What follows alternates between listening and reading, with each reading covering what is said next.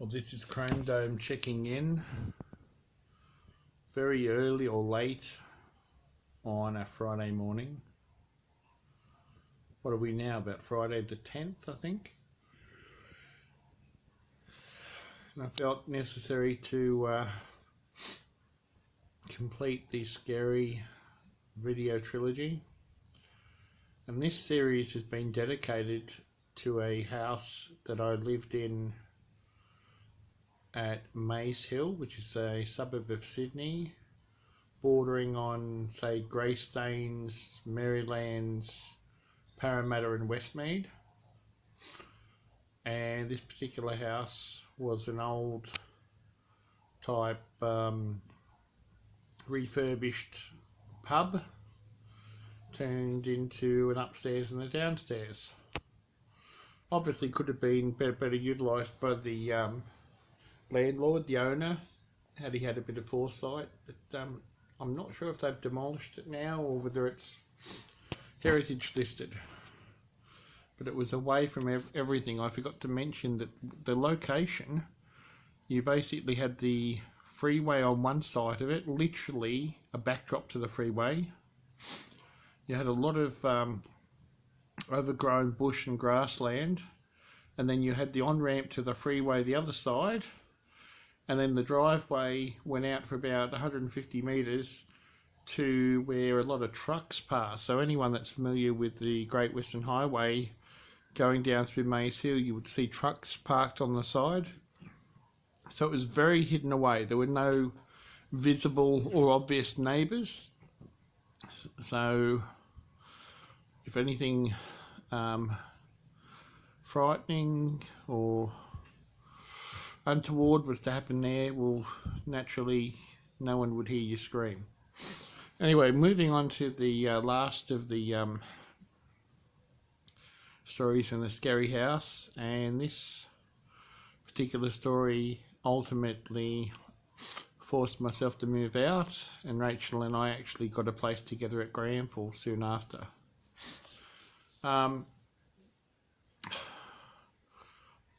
With the positioning of the room that I was renting, and I've mentioned the dark room next door and the hallway leading down to the kitchen and the bathroom, etc. On the other end of my room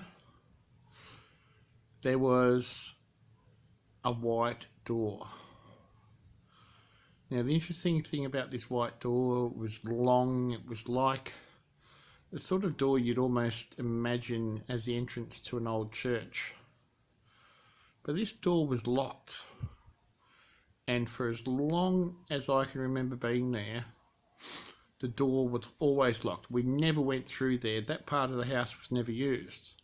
With the black room next door, there was certainly no door through to it. There was no door through to this particular side of the house. There was no access to it at all, other than this door at the other end of my room. I remember my room I was renting was basically 2.5 bedrooms, sort of a living room, all turned into a long, say, rectangle. I'm struggling here because the memories that this brings up, you know.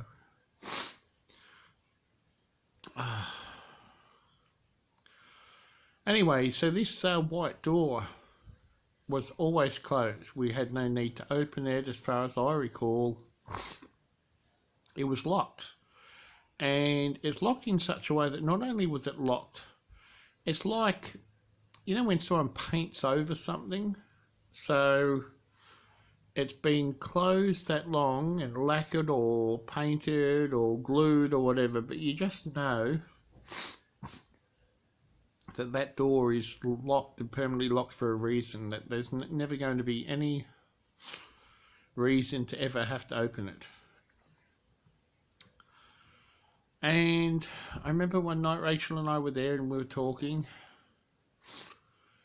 and we heard some footsteps coming from that side of the house. and we thought it was the guy upstairs.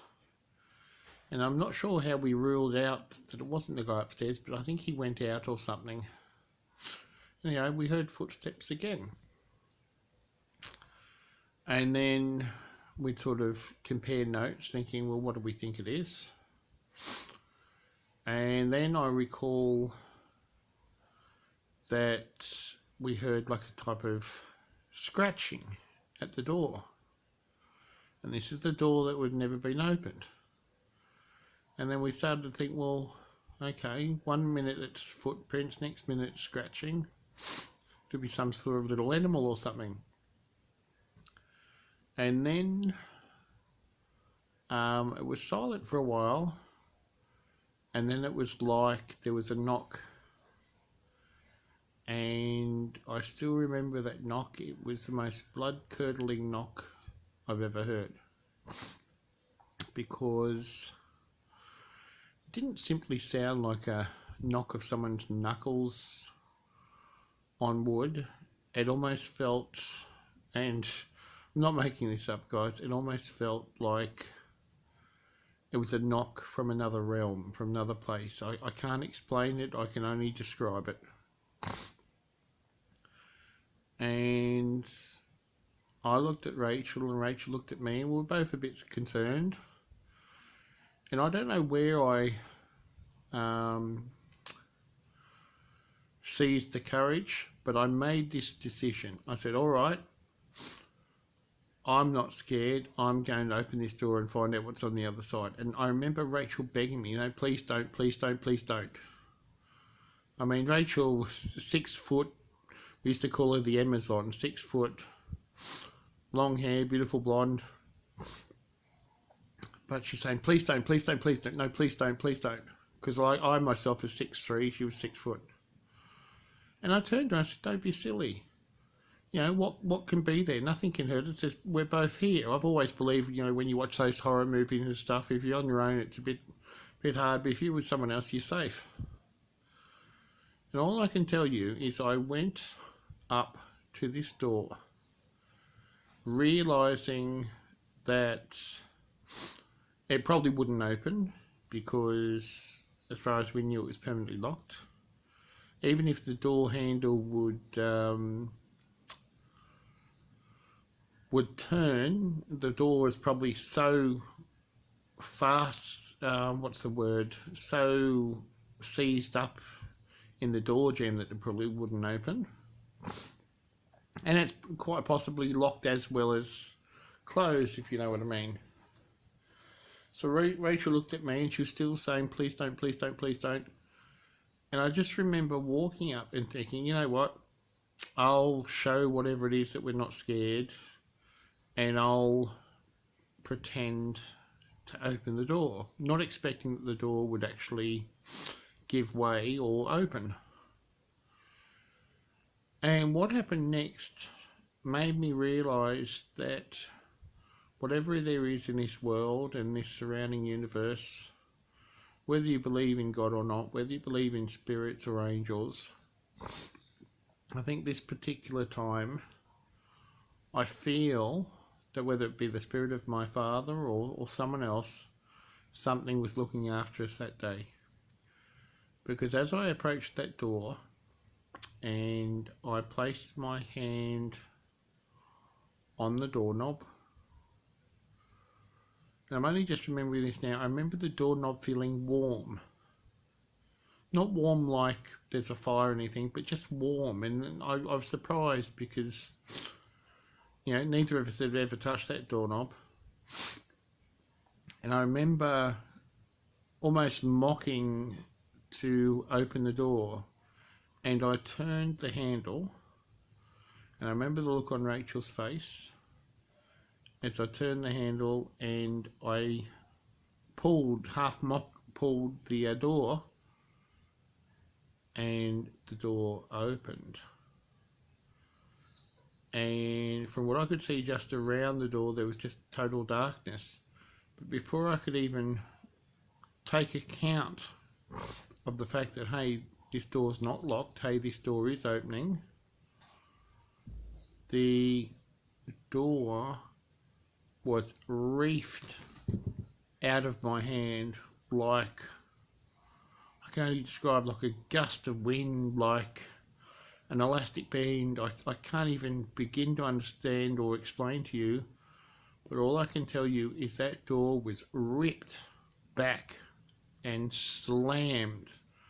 And I remember the slamming of that door, I barely opened it half a foot. It slammed so hard and so loud, and the echo of the door closing, in conjunction with the fact that I felt like my arm and shoulder had been ripped off my body. The sheer shock of what happened, to think that whatever would have enough force to rip that door back. I remember, I suppose, describe the way I'm holding the door. I wasn't expecting it to open, but it was almost like a short arm jab to open it, and it has just been, my arm has been just ripped out of my socket, so to speak. And the echo of the door slamming, and the look on Rachel's face, and I looked at her and she looked at me, and we knew we had to get out. We knew that that was enough. And I remember her saying, "That's it, I'm not staying another night here. It's up to you what you want to do, but I'm not staying another night." And I'm pretty sure I stayed a couple more nights there, and then we arranged to move out. Well, like I was living on my own, she was visiting. But even long after we split up, there'd be times that I would talk to Rachel, or we would message each other on social media, and she'd say, "Oh, by the way, I went past the scary house the other day. Do you ever think about the scary house?" And we still remember the various, I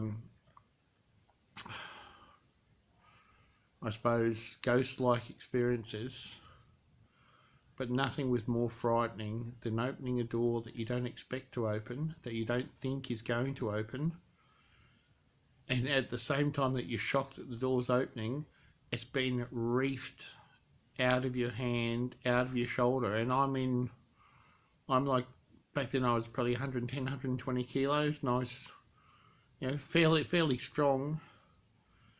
And I just remember having the door reefed out of my hand, and I can't explain it.